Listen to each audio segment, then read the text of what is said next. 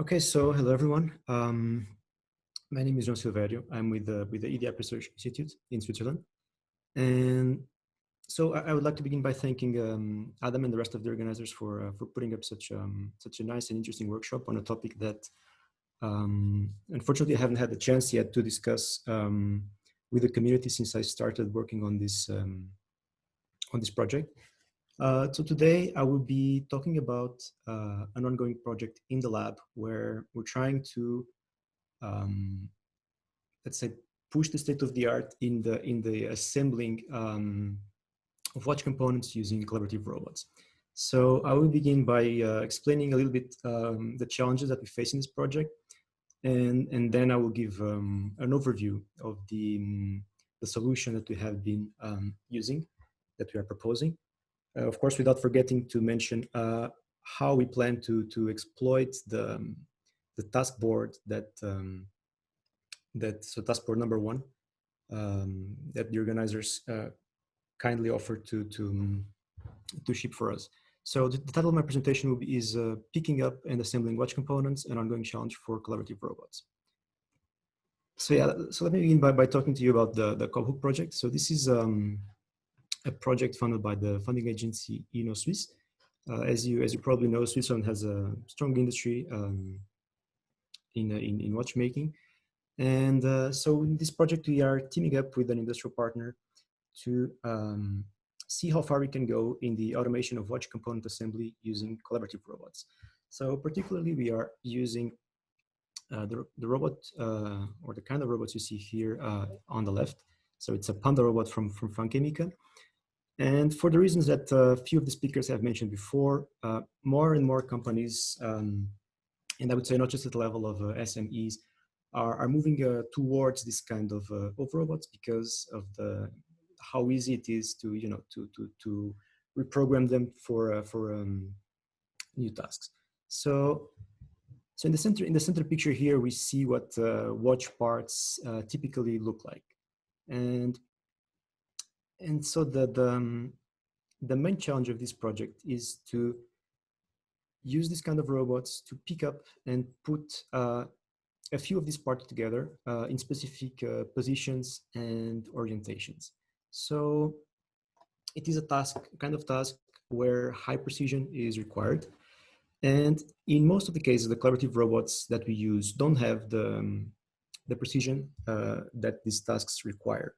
So our main goal is to try and come up with a solution that combines perception and control, such that we can improve the precision of these robots in a way that it is also flexible to handle different watch parts. So as I said before, these kind of tasks, we might need to reprogram the robots to handle different kinds of parts. So we're looking for a solution that is flexible in this sense. So as you maybe have noticed, I have blurred out part of our setup. So this is because there is some degree of secrecy when it comes to the particular setup we're using this project. So there will be a total, I think, of 3 images that are a little bit blurred out in this presentation. But I did my best to make sure that I can make the message through even despite this constraint. So let me describe in a little bit more detail what is the problem that we face. So for this, I will revisit these notions of repeatability and accuracy as defined in the ISO norm 9283 from 1998, where here in this illustration we see 10 samples and different combinations of good and bad repeatability and accuracy. So in the top left image, you see what happens when you have bad repeatability and bad accuracy. So we have, so you can see these points as actually the robot trying to reach the center of this target with this X. Each of these points means is a final location of the robot while trying to reach the target. So we have here in the beginning a bad repeatability and bad accuracy, where the points are very spread out between themselves, but also very far from the center, from the target. Where on the right we have bad repeatability and good accuracy, where the distance to the target is smaller, but the distance between samples remains quite high.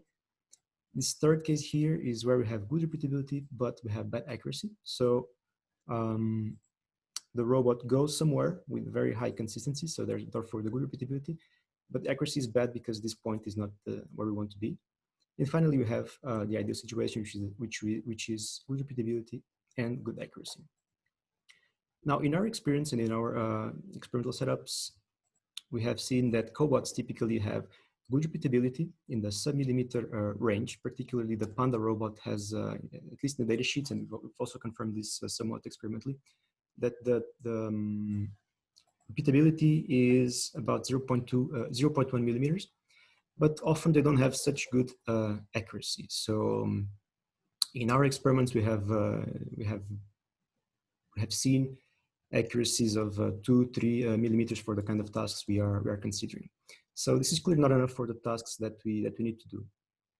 So here I show an example of a watch part, and I will try to give you an idea of the task, the main task that we're trying to solve. So there's a few different tasks in this project. So the main one is about insertion, right? So we have this kind of watch parts that have many different holes, and these holes need to be inserted on other parts or on shafts that will comprise the final watch.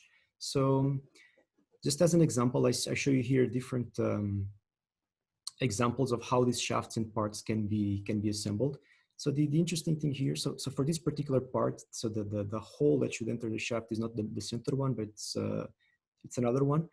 But the main message here is that these holes and these shafts have diameters of below 1 millimeter. So many times it's about half a millimeter, which make this task very very challenging. Now, before talking about the solution that we are using or that we are exploiting right now, I will just make a quick detour to explain why we would like to have the NIST task board number 1. So the first reason, of course, is for benchmarking purposes. We want to be able to evaluate our solutions by the community standards. The second one is a little bit related to the first one, actually, but we also want to be able to see how what we propose is applicable, let's say, to what others are working on. So we want to make sure that what we develop is not just let's say fixed for the kind of project and kind of task we find in the Cobhook project. And finally, of course, as I mentioned before, there is some degree of confidentiality in the project consortium. So we are interested in having an experimental test bed that will allow us to disseminate our results without worrying about this kind of confidentiality issues. Oh yeah, so and regarding the board itself, okay, we see that we have a few shapes, so a few objects that are more or less aligned with what we consider in the Cobhook project. So here we have gears and shafts that can be very comparable, despite maybe the scale, but can be very comparable to the ones we have. We also have different objects that look, and different kinds of insertion that look quite challenging. And personally, I'm very interested to see how the things we are developing will behave when you consider these other types of problems. Okay, so now to the solution. So in a nutshell, we are proposing a dual arm robotic solution where we have one robot holding the watch part after picking it up, and have another robot holding a laser scanner. Now, how do we combine these two robots, or the actions of these two robots? So overall, what we're trying to do is to rely on laser scanning. So with the scanner that you see here, to obtain point clouds of the target object and the watch part that we are manipulating. So the target object here is, I described it here generally, but you can think of it for the rest of the presentation as this kind of shaft or needle where we want to insert one of the watch parts.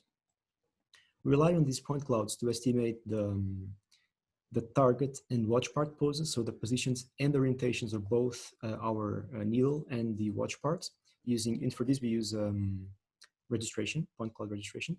And finally, we are exploiting a control solution to design optimal control commands that ensure high precision for the insertion.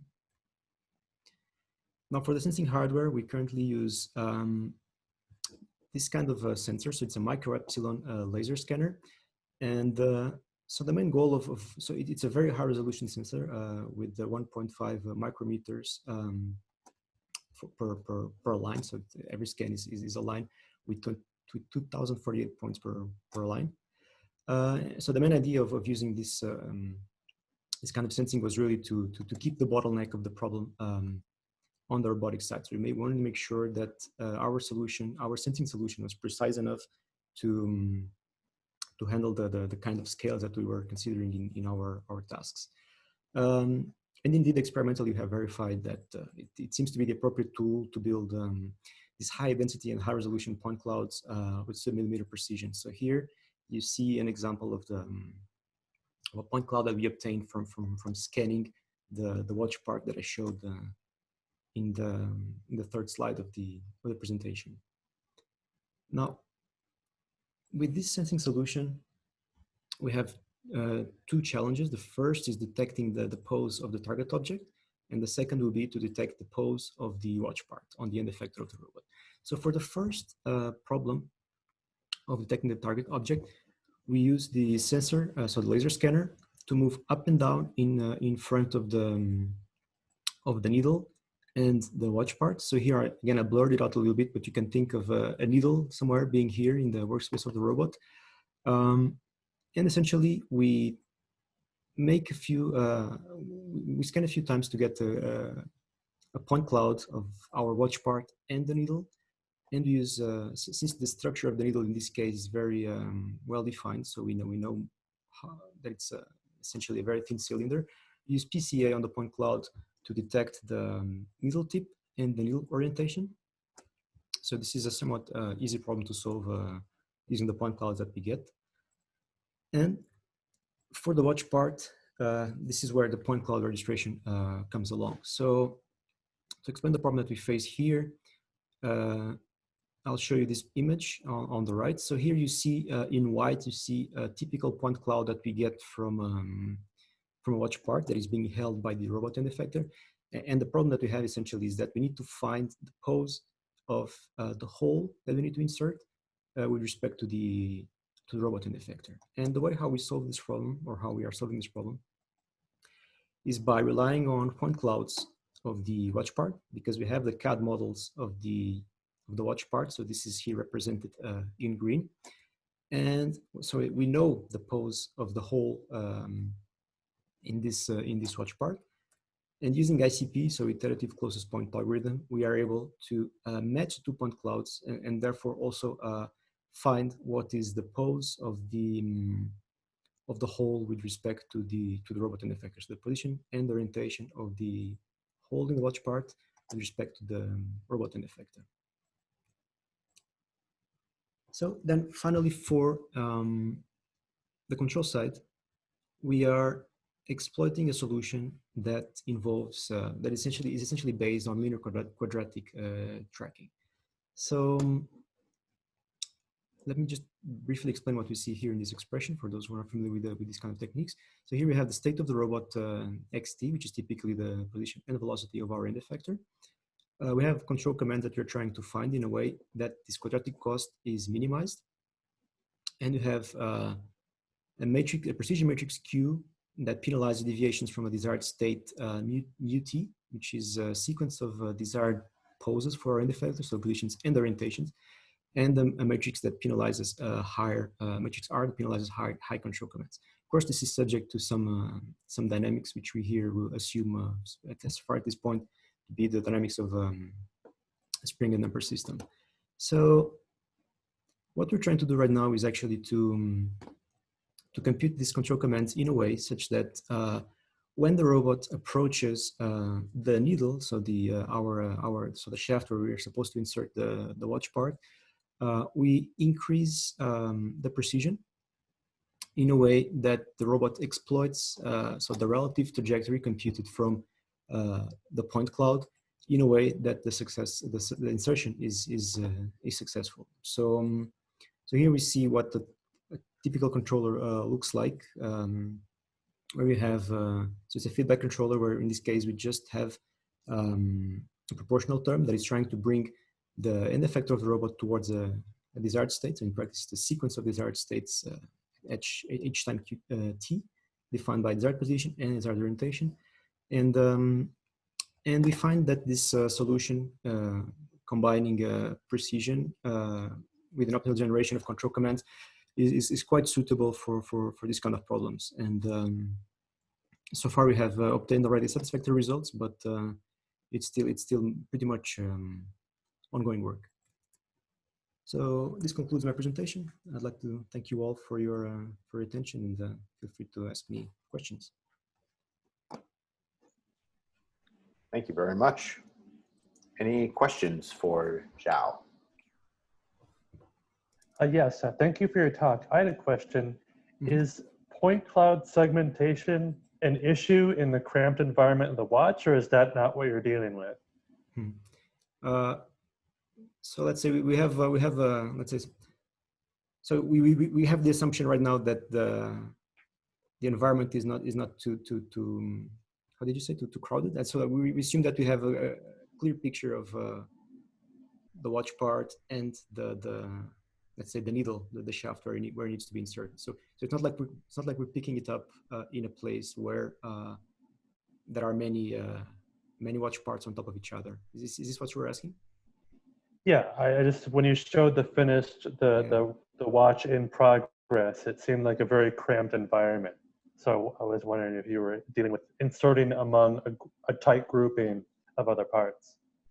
Yeah, no, at least not at this point. We're not there yet. I see. Yeah.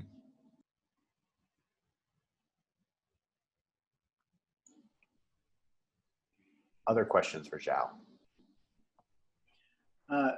Joao, this is Joe Falco from NIST. I was wondering your use of the NIST ATB1 task board, is that like a proof of concept for your methodology for handling the smaller components? Are you using them for that, or? So the goal would really be so the main goal, I would say, would really be to I think as you are suggesting, to test the robustness of our techniques. I mean, more generally. So we don't want this to be a solution that only fits the purpose of this project, but we want to come up with something that is more general. And we think that this kind of task board is a very good fit for this goal. I see. Thank you. No problem.